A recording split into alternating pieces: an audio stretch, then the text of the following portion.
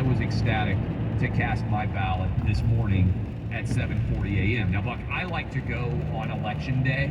I understand people like to vote early. Sometimes I've done that if I was going to be out of town or whatever else. But there's just something about waking up, going, getting your vote in, and then kicking back and watching as the day progresses. I am giddy. I feel like I do when there is a big sporting event that is later in the day going to take place, and you just have so much energy and you're just ready and willing and cannot wait for the polls to begin to close on the East Coast in this country, and us to finally start to get the results from what, frankly, Buck, we've been talking about since you and I took over for the legendary Rush Limbaugh in June of last year. It's all going to build up to this midterm.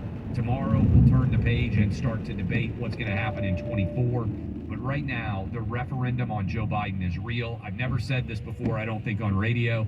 But if you are listening to us right now and you have not voted, put your earbuds in, get in your car, drive straight to your polling place, stand in line as long as it takes, and make sure your voice is heard. This election, for so many of us, Clay, feels really personal. And I think that's something that the Democrats, with all of the insurrection and the talk about Roe v. Wade, one thing that they didn't factor into this was that people have now been through, under the Biden administration, almost 2 years of recklessness, of completely insane, absurd policy.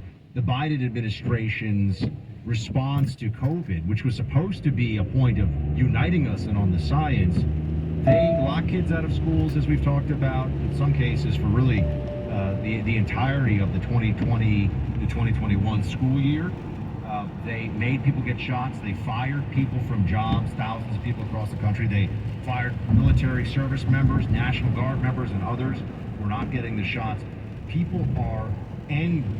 And now they're trying to rewrite the history of that. They're also trying at the absolute last minute. I mean, this is, when you see Whitmer and you see rewriting the history, for example, of school closures, and you see Kathy Hochul, people can kind of tell some of these races also feel more personal, I think.